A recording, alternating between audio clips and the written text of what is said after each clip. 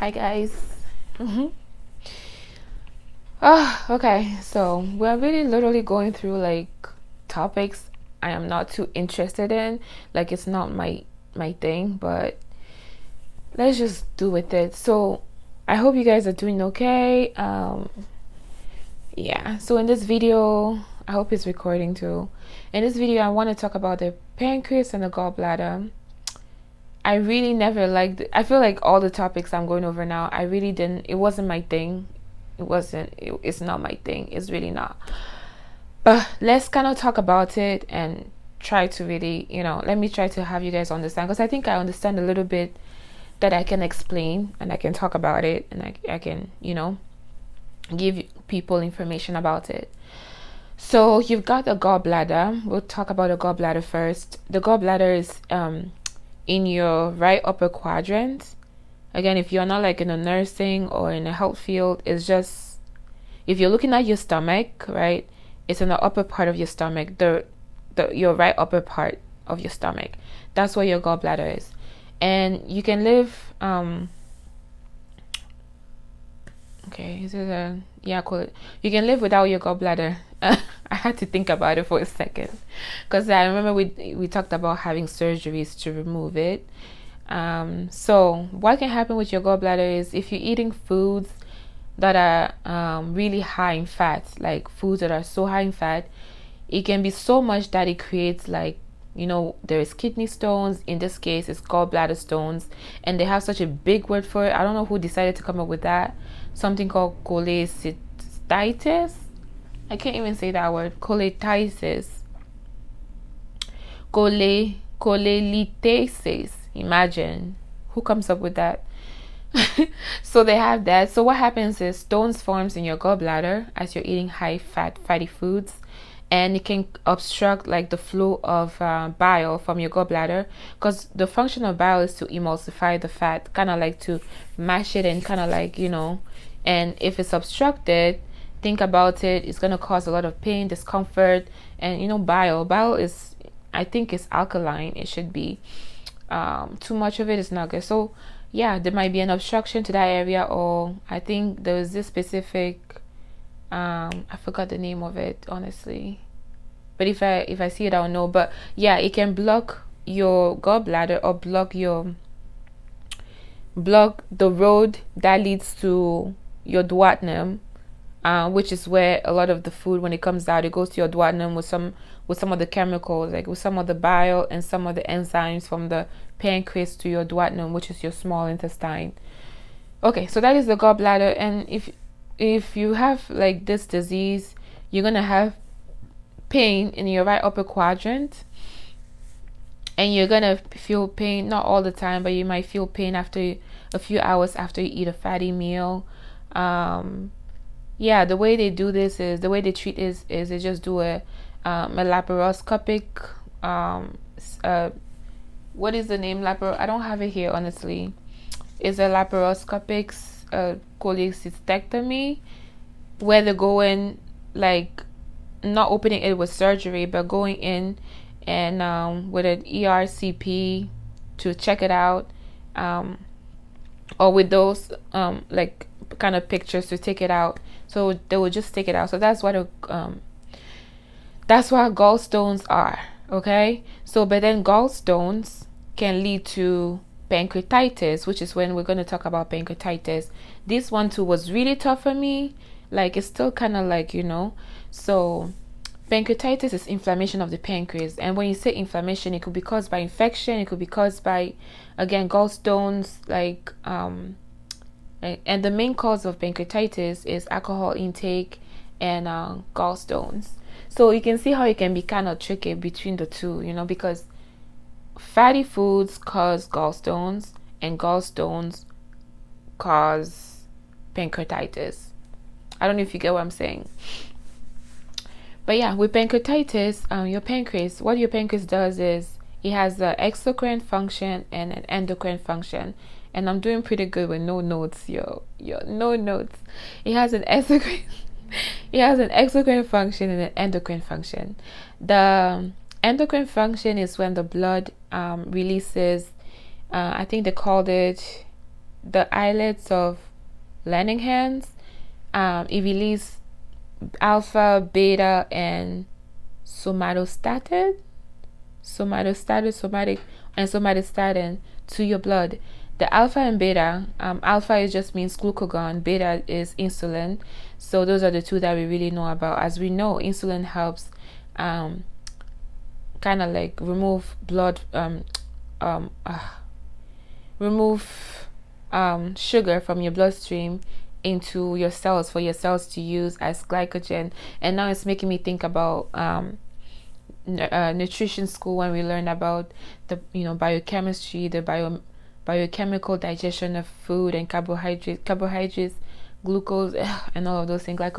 Is it glyconeogenesis? I'm going off topic, but anyway, let's stay on topic. So glucagon works by that, and then not glucagon, insulin works by removing or by taking in sugar from your blood into your cells. Glucagon releases glucose into your bloodstream. That's what it does. So they work inversely. Somatostatin kind of works by decreasing growth hormone, therefore decreasing blood sugar in your body. I forgot what the other somatostatin does too. And then you have exocrine functions, which is by the acinar cells. They release protease, amylase, and lipase. These are just enzymes that help like break down protein for protease, amylase for carbohydrates, and lipase for fats. So what happens in this case is, because there's an obstruction with the gallstone, those enzymes inside the pancreas kind of like don't have a place to go, and what happens is it auto digests itself. So the pancreas is auto digested by the enzyme that is supposed to be released out into the duodenum, which is your small intestine. Okay, so that's what happens with pancreatitis. And you can see how even like cystic fibrosis can cause pancreatitis long term, and then there's no enzyme, there's like it becomes like fibrosed, and because of where the pancreas is, it can affect other organs. Like it can affect your heart, your lungs. So if you have, the difference is like gallstones is okay, but when you start having pancreatitis, acute pancreatitis for a long time, especially acute can lead to like shock, where you can have something called peritonitis. Your stomach becomes really hard, and this is because there's blood kind of like flowing in between like your peritoneal cavity, or where your abdominal area is. So that's what happens, like kind of like shock, like boom, everything kind of like leaves the peripheral and comes to the middle.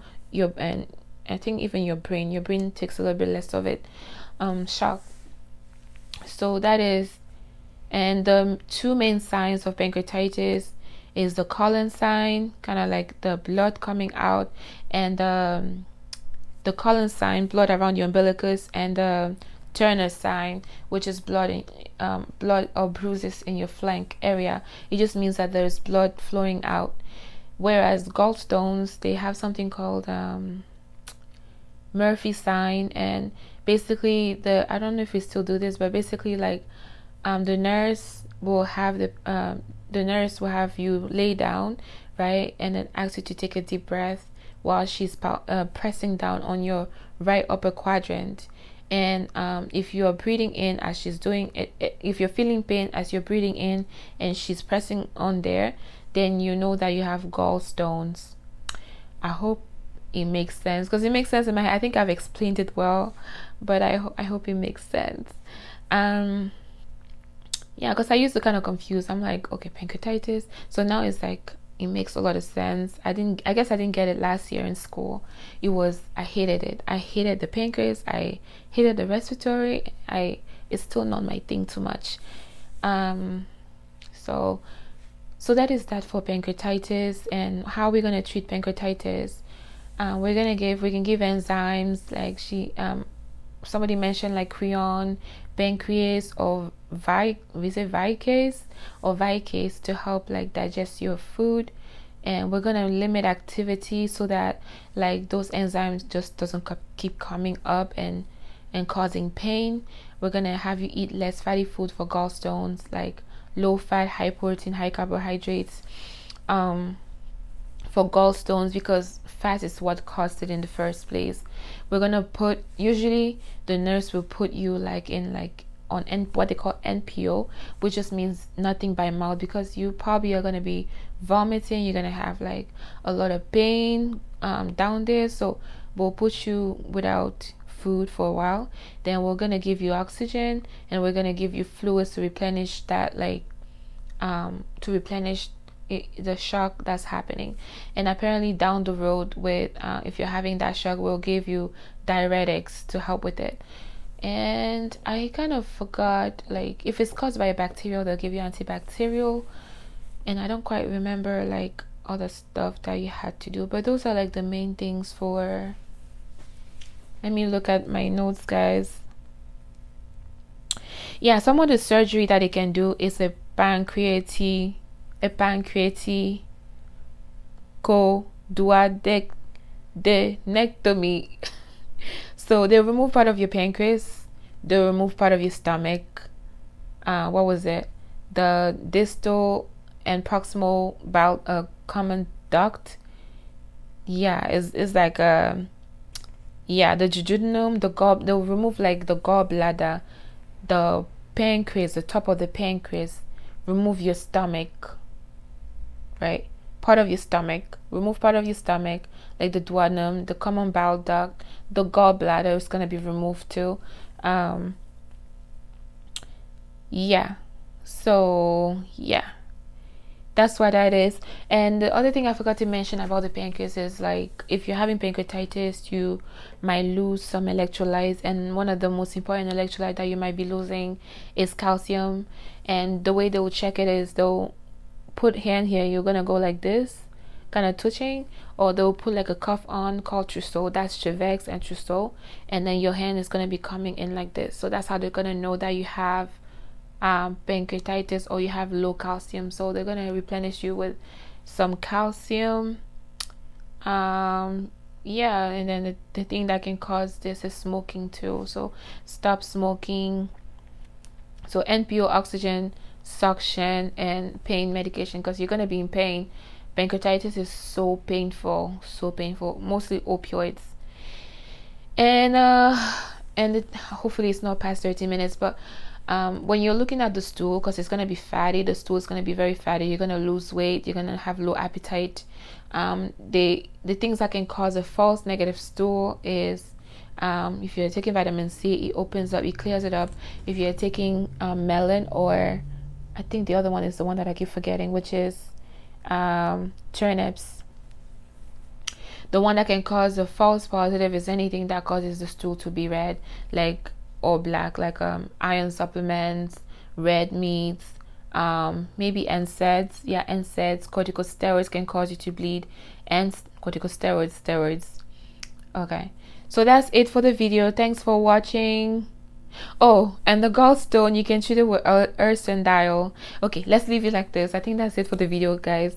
I'll come in later to talk about